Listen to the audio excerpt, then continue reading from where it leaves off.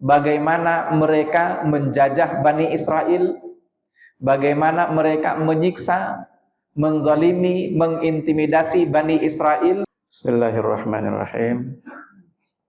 Assalamualaikum warahmatullahi wabarakatuh.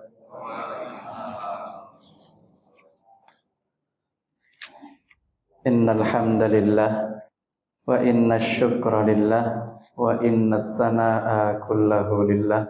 Tsumma assalatu wassalamu ala Rasulillah ala nabiyyina Muhammad ibn Abdillah alaihi afdalus salah wa atammut taslim wala haula wala quwwata illa billah. Asyhadu an la ilaha illallah wahdahu la syarikalah wa asyhadu anna nabiyyana Muhammadan abduhu wa rasuluhu alladzi la nabiyya ba'dah. Fa innahu qad addal amanah wa ballaghar risalah wa nasahal ummah wa jahada fi sabilihi haqqa jihadih hatta tarakana 'alal mahajjatil bayda lailuha kanahariha la yazighu anha illa halik. Allahumma 'allimna bima yanfa'una wanfa'na bima 'allamtana wa zidna ilma. Allahumma inna nas'aluka ilman nafi'a wa rizqan thayyiba wa amalan salihan mutaqabbala. Allahumma ja'al jam'atana hadza jam'an marhuma ja'al tafarruqana min ba'di hadza tafarruqan ma'suma. Allahumma amin. Hadirin Bapak Ibu yang dirahmati Allah, perlu kita banyak bersyukur karena kita yang bisa berkesempatan duduk di majelis ilmu seperti ini termasuk pertanda bahwa kita dimuliakan oleh Allah dengan karunia-Nya. Dalam satu sabdanya Rasulullah menegaskan, innallaha yu'ti al-mala liman ahabba wa man lam yuhib. Sesungguhnya Allah, kata Rasulullah, memberikan harta kepada siapapun, kepada orang yang dia cintai dan kepada orang yang dia tidak cintai. Jadi kalau ada orang kelebihan harta, kelebihan dunia, itu tidak menunjukkan bahwa dia dicintai oleh Allah. Karena semua orang dikasih, mau dia ahli maksiat, ahli ibadah, taat, atau dia pelaku bergelimang dalam dosa, tetap dikasih oleh Allah harta. Tapi kata Rasulullah, wala yu'ti al-imana illa liman ahabba. Tapi Allah tidak memberikan karunia iman kecuali hanya untuk yang dia cintai. Jadi kita orang-orang beriman, sekali lagi, ini adalah hamba-hamba yang dipilih oleh Allah, termasuk bagian dari yang dia cintai. Semakin tinggi tentunya tingkatan keimanan kita, semakin menunjukkan kita lebih dicintai oleh Allah. Ada orang beriman, tapi sholatnya misalnya putus-putus, dicintai juga oleh Allah karena ada imannya. Tapi tentu porsinya dikit. Makin banyak ketaatan kita, tentu makin cinta Allah kepada kita. Ada orang kewajibannya tertunaikan, tapi nggak pernah duduk di majelis ilmu. Itu menunjukkan bahwa cintanya Allah juga tidak sebesar mereka yang rajin duduk di majelis ilmu. Dalam hadisnya yang lain, Rasulullah juga menegaskan, innallaha idza ahabba qauman ista'malahu fi amali ahlil jannah. Sesungguhnya Allah ketika sudah mencintai satu kaum, Allah kalau sudah mencintai satu kaum, maka pertandanya, kata Rasulullah, ista'malahu fi amali ahlil jannah. Orang itu disibukkan waktunya banyak diisi dengan amali ahlil jannah, amalan-amalan penghuni surga. Jadi makin Anda sibuk dengan amal soleh, semakin Anda dicintai di sisi Allah Subhanahu wa Ta'ala. Jadi sekali lagi, mudah-mudahan kita yang duduk di sini adalah hamba-hamba yang terpilih, yang sangat dicintai oleh Allah Subhanahu wa Ta'ala, min awliyaihi, termasuk bagian dari wali Allah Subhanahu wa Ta'ala. Amin ya rabbal alamin. Selanjutnya, majelis ilmu ini secara fisik ini akan diangkat oleh Allah Subhanahu wa Ta'ala di surga nanti. Kenapa? Karena semua apa yang disebut oleh Nabi di dunia ini disebut oleh Nabi sebagai Raudhatul Jannah, taman surga, itu artinya akan diangkat tempat itu ke surga nanti. Jadi akan termasuk bagian dari kaflingnya Bapak Ibu. Makanya nyampe sana nggak usah pusing-pusing nyari kafling saya dulu mana. Udah disediakan semuanya, yang penting kita rajin duduk di majelis ilmu. Maka saya sering ulang-ulangi persoalan apa yang kita pelajari, biarlah itu jadi nomor sekian. Tapi yang paling penting adalah keutamaan dari majelis ilmu ini. Ya, sekali lagi mudah-mudahan kita semua termasuk bagian dari hamba yang dicintai oleh Allah Subhanahu wa taala. Amin ya rabbal alamin. Insyaallah kita akan lanjutkan kembali kajian kita dari tafsir masih di surah Al-Buruj. Ya. Kalau tidak salah ayat terakhir yang kita bahas ayat 16. Betul ya? Ayat 16. Fa'alun lima yurid. Kita sudah sampaikan bahwa kata fa'alun lima yurid itu itu memiliki dua makna. Makna yang pertama bahwa Allah Subhanahu wa taala itu la ya'jizu an syai'in yuridu. Tidak ada makhluk manapun yang bisa menghalangi dia untuk melakukan apapun yang dia kehendaki. Jadi dia kepengen manusia itu misalnya mati sekarang, ya mati sekarang. Tapi sekali lagi yang sering saya ulang-ulangi dan tegaskan juga, diingat bahwa iradatullah, keinginannya Allah Subhanahu wa taala itu tidak suka-suka kayak manusia. Itu diingat baik-baik. Karena seringkali kita salah memaknai ayat ini. Kita pikir bahwa Allah kalau suka ya kasih, enggak suka ya enggak kasih. Tidak. Allah Subhanahu wa taala berkeinginan, keinginannya itu dibangun di atas dasar keadilan dan di atas dasar kasih sayang. Makanya dalam satu sabdanya, misalnya kalau tentang persoalan rezeki tadi ya, persoalan rezeki tadi, Rasulullah dalam satu sabdanya mengatakan, "Lau yafirru ahadukum min rizqihi," seandainya seseorang di antara kamu kabur, lari, menjauh dari rezekinya, kama yafirru minal maut, sebagaimana dia kabur, lari, menjauh dari kematian, maka la ya'tihir rizqu kama ya'tihil maut. Rezekinya tetap akan mendatanginya sebagaimana kematian juga tetap akan mendatanginya meskipun dia kabur. Itu artinya apa? Kehendaknya Allah itu tidak dibangun atas dasar suka-suka. Saya suka, saya kasih, saya enggak suka, saya enggak ngasih. Tidak, itu dibangun atas dasar keadilan. Jadi meskipun orang itu ahli maksiat, tetap aja dikasih oleh Allah rezekinya. Sama dengan hadis tadi, harta Allah kasih, orang itu dicintai oleh Allah atau tidak dicintai oleh Allah, tetap dikasih. Kenapa? Karena itu bagian dari hak dia. Para ulama juga membagi takdir itu ada dua macam. Ada takdir mu'allaq, ada takdir mubram. Yang mu'allaq itu adalah takdir yang ditentukan oleh sikap dan perilaku manusia. Tapi ada yang namanya mubram. Mubram itu yang memang benar-benar sudah pasti akan Allah kasih untuk orang itu. Tidak tergantung dengan perilaku dia. Ada bagian dari takdir itu yang sifatnya mubram kayak gitu. Sekali lagi, itu menunjukkan bahwa iradatullah, keinginan atau kehendaknya Allah itu dibangun atas dasar keadilan. Ya, nggak kayak kehendaknya kaum Hawa. Mohon maaf ibu-ibu. Kaum Hawa itu kalau dia berkehendak itu pasti dipengaruhi oleh perasaan, ya kan?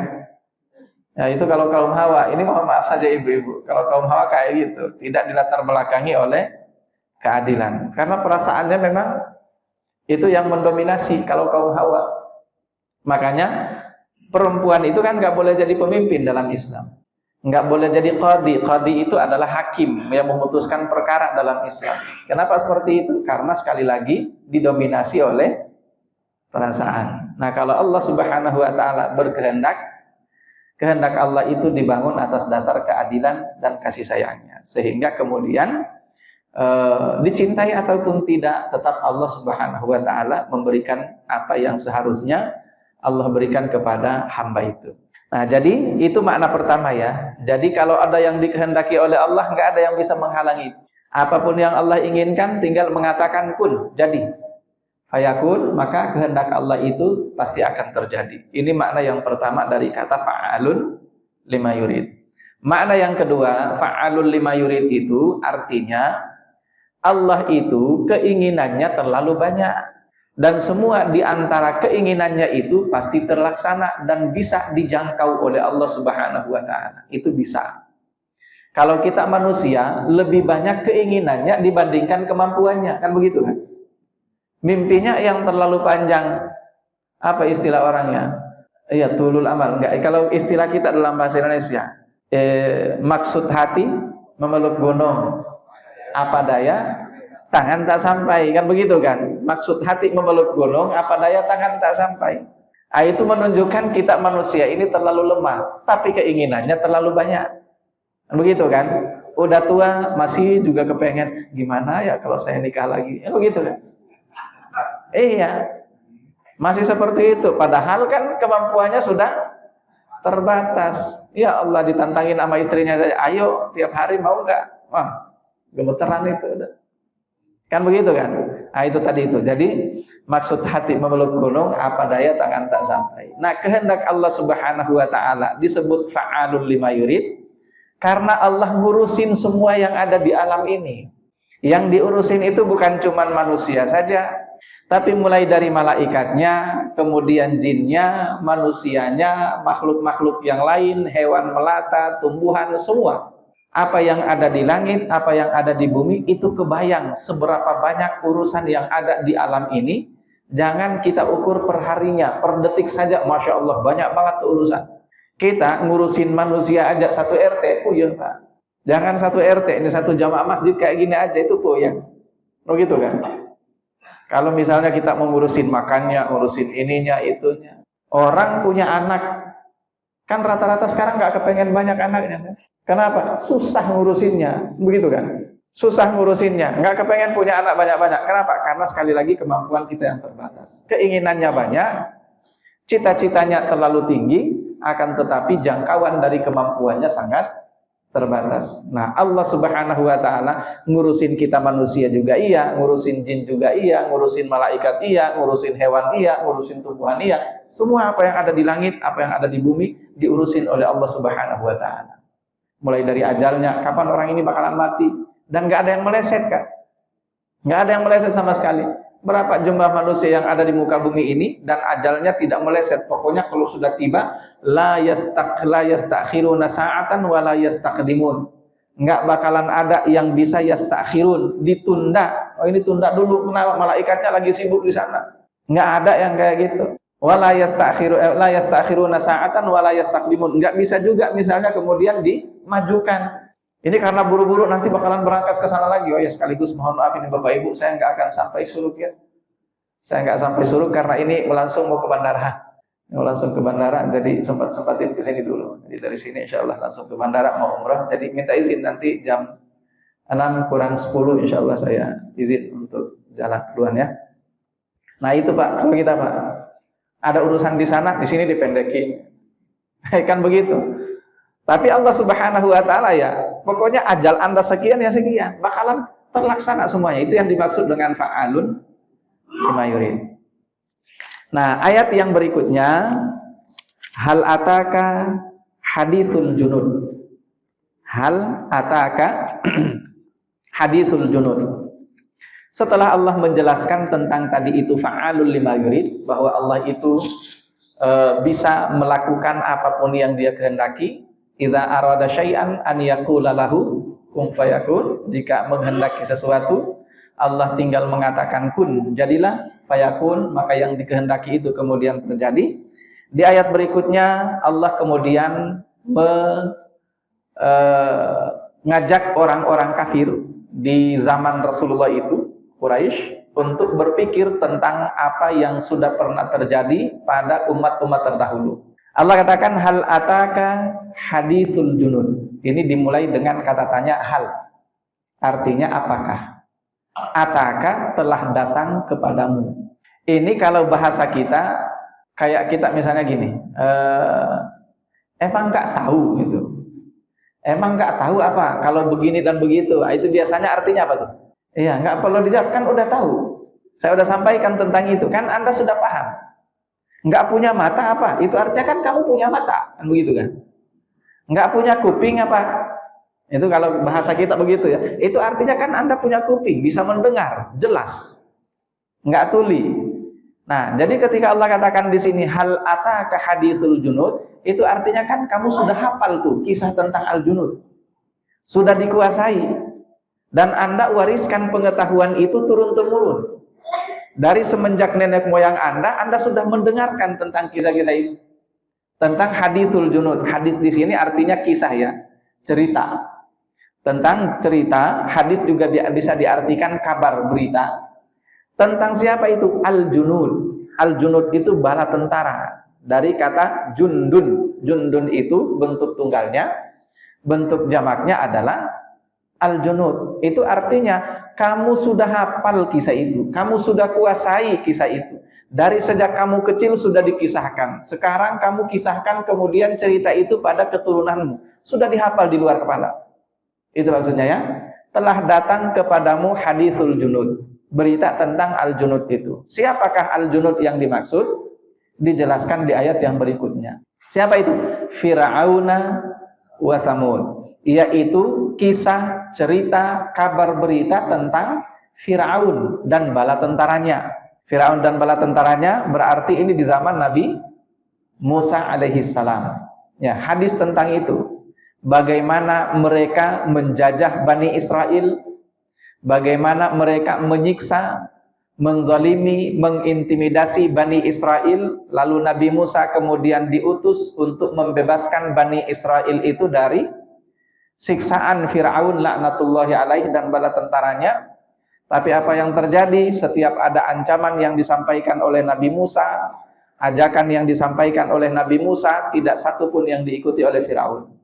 Sampai kemudian mereka dihukum oleh Allah dengan 5 hukuman yang berturut-turut. Ya, fa'arsalna alaihimut tufan. Hukuman pertama apa? At-tufan, angin topan. Ketika mereka dilanda angin topan, negeri mereka diporak-porandakan oleh angin topan, mereka kemudian panik.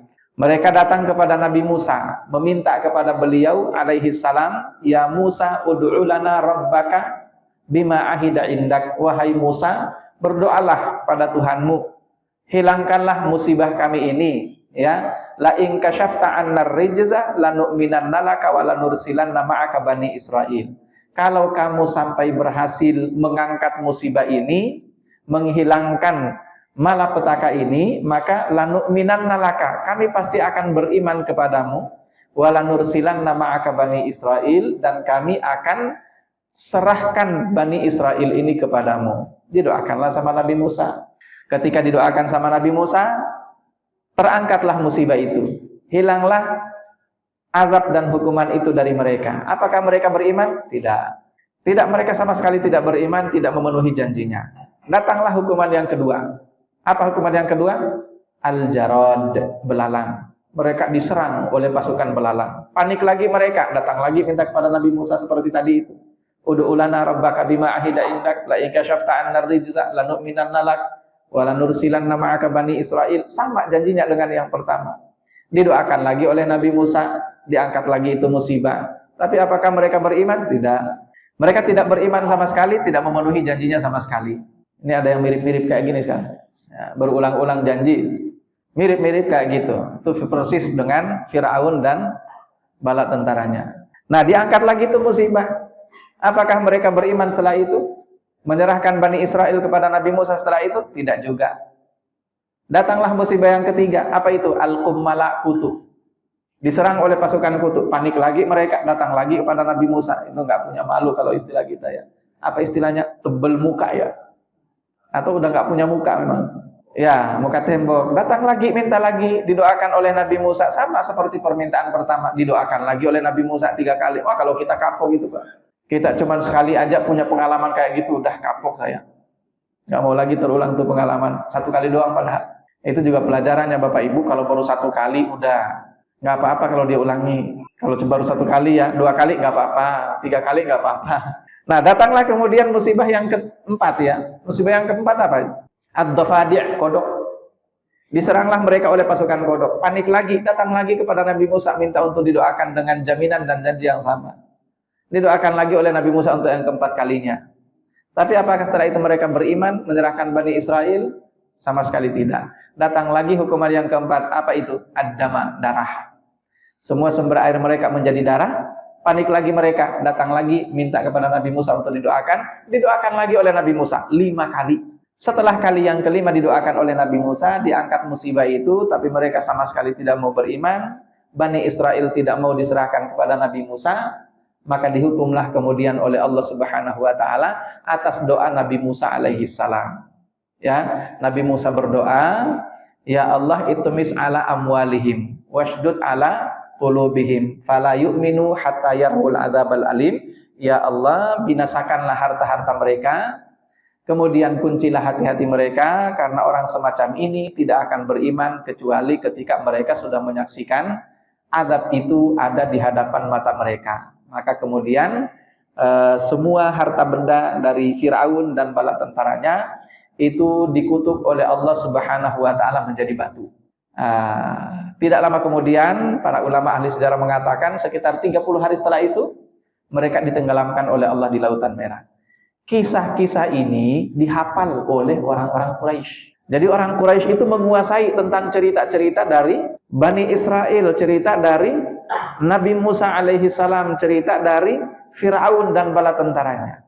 Dan mereka paham tentang azab yang Allah Subhanahu wa taala turunkan kepada Fir'aun dan bala tentaranya, itu dihafal kalau bahasa kita di luar kepala. Lalu kisah yang kedua yang juga dihafal di luar kepala, diceritakan turun-temurun dari nenek moyang mereka di tengah-tengah orang-orang Quraisy, itu adalah kisah daripada kaum Samud. Kaum Samud ini, kaum Nabi siapa? Kaum Samud itu kaum Nabi Saleh.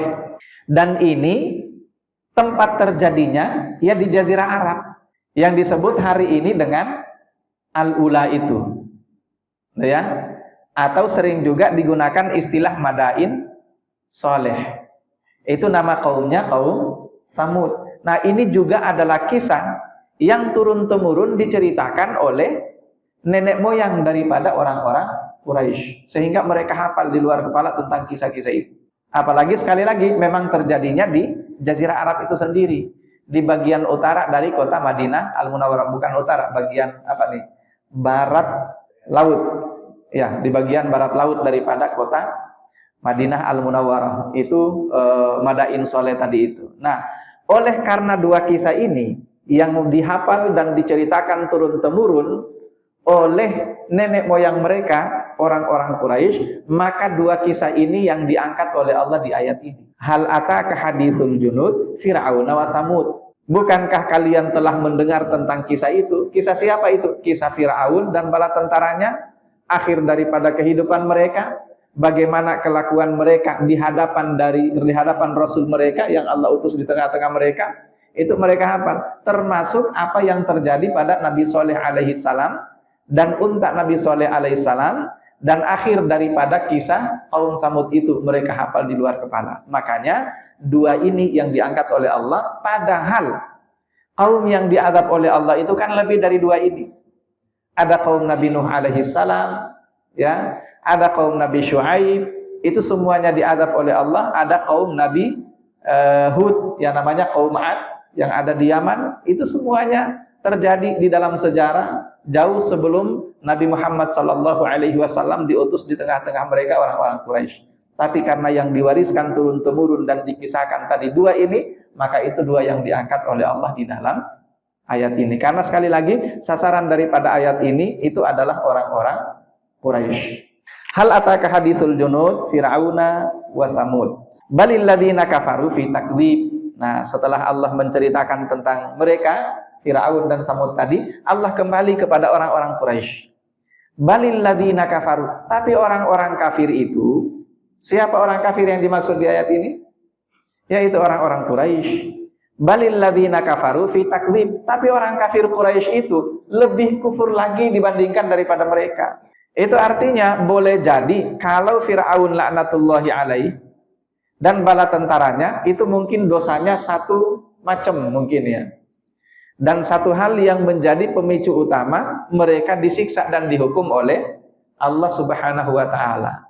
Ditambah dengan kisah kaum Samud, juga mungkin dosa mereka berbeda dengan dosa dari kaumnya tadi itu Nabi Musa alaihi salam, Fir'aun dan bala tentaranya.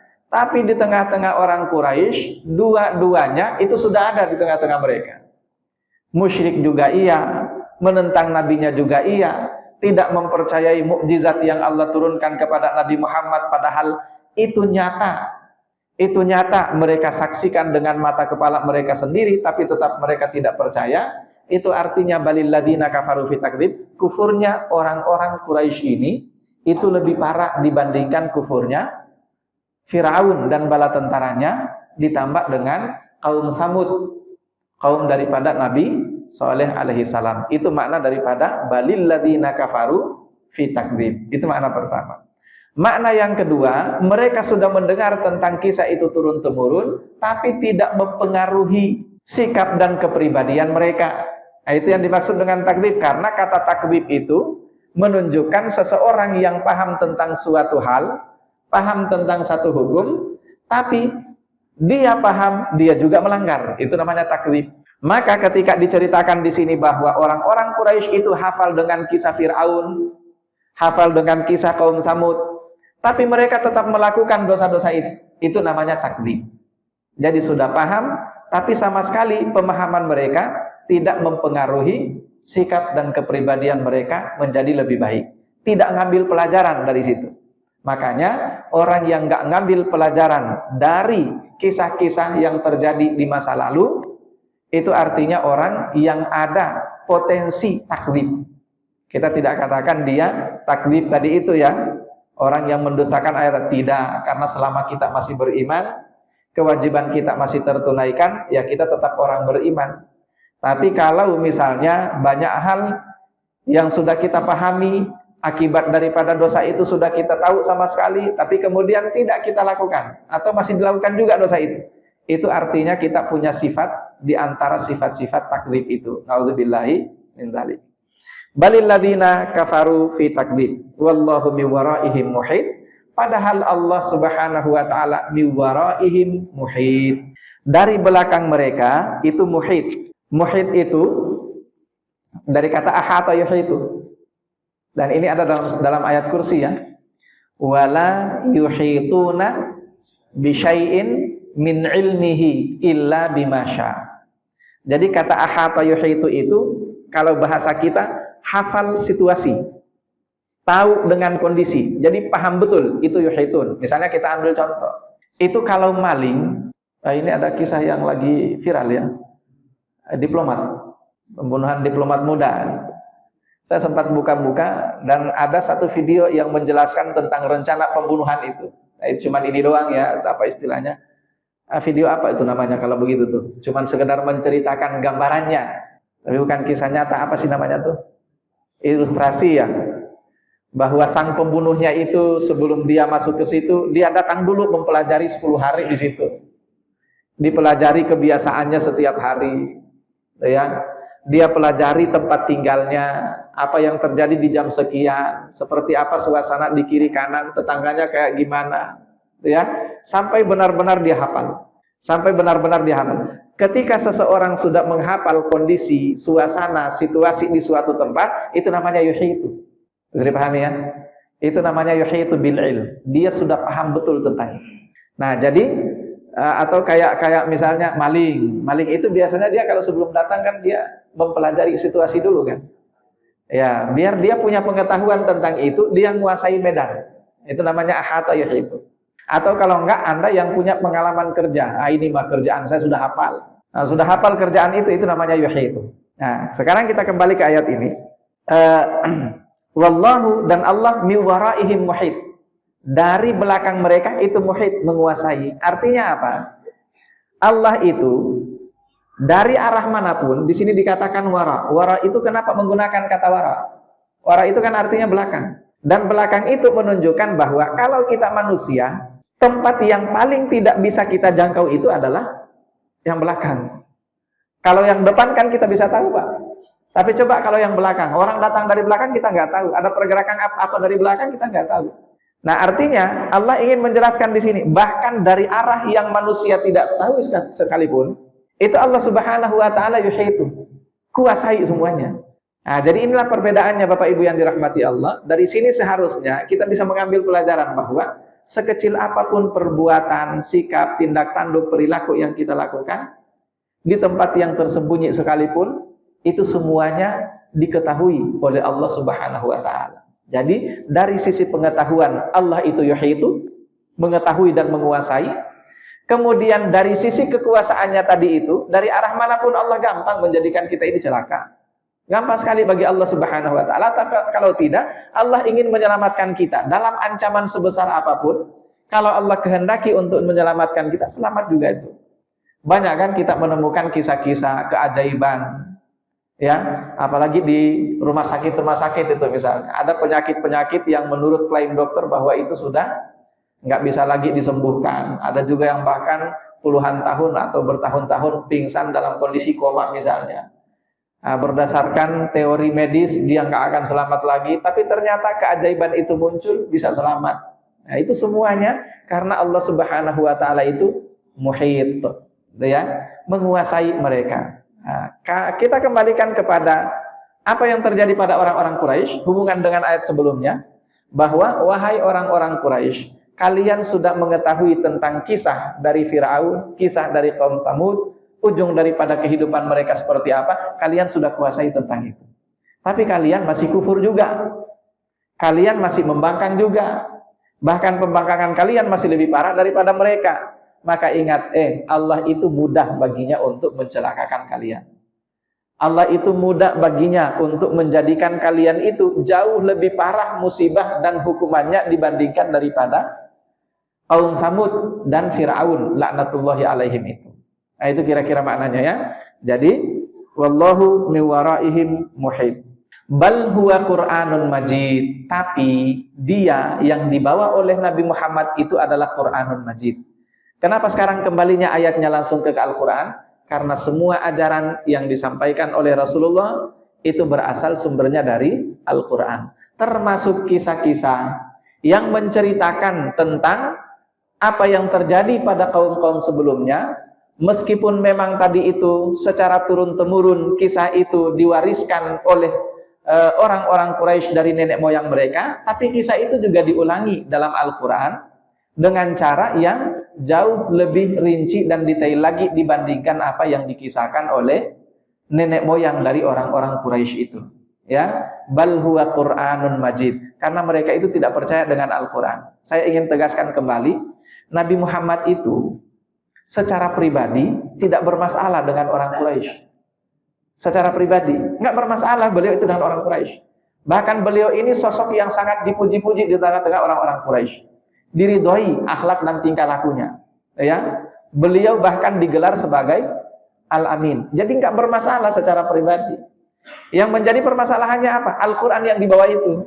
Makanya mereka sempat meminta kepada Nabi Muhammad, "I'ti bi Qur'anin ghairi hadza." Coba wahai Rasulullah, wahai Nabi Muhammad, enggak apa-apa deh kamu berdakwah, tapi i'ti bi Qur'anin ghairi hadza. Jangan pakai Quran yang ini ya. Ganti aja tuh Al-Qur'annya. Au badilhu, atau tukar dengan kitab yang lain. Enggak apa-apa Anda ngajar.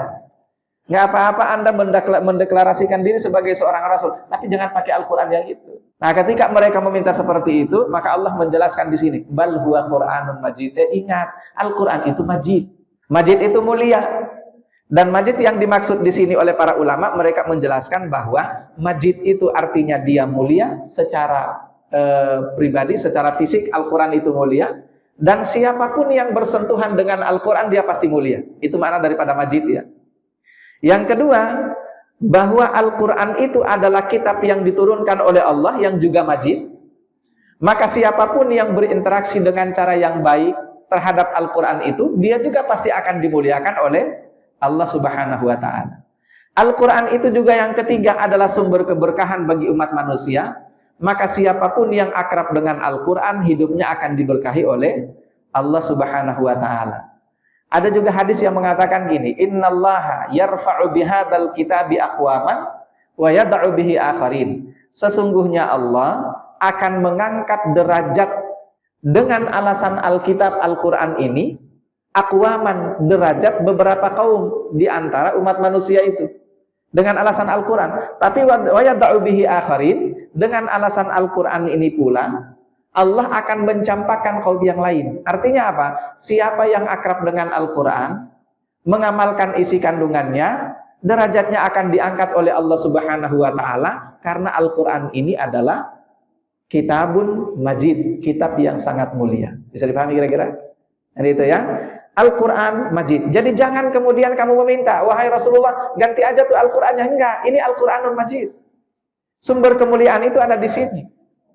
Makanya semua sekali lagi yang bersentuhan dengan Al-Quran, dia jadi yang paling mulia. Kita tahu malam yang paling mulia di antara sekian banyak malam dalam satu tahun disebut Lailatul Qadar. Kenapa? Di malam itu Al-Quran diturunkan. Malaikat yang paling mulia di antara sekian banyak malaikat yang nggak bisa kita hitung jumlahnya sama sekali, yang paling mulia adalah malaikat Jibril. Kenapa? Melalui beliau Allah turunkan Al-Quran. Kemudian kota yang paling mulia di dunia ini, paling suci, dua. Kota apa itu? Makkah dan Madinah. Di dua kota itu diturunkan Al-Quran. Rasul yang paling mulia, Nabi Muhammad SAW. Kenapa? Kepada beliau diturunkan Al-Quran. Umat yang paling mulia di antara sekian banyak umat manusia adalah umat Nabi Muhammad SAW. Kenapa? Karena kepada mereka diturunkan Al-Quran. Itu yang dimaksud dengan Quranul Majid. Jadi kalian ingin mulia, ingin diberkahi oleh Allah, selamat dunia dan akhirat, jadikan Al-Quran ini sebagai Quranul Majid.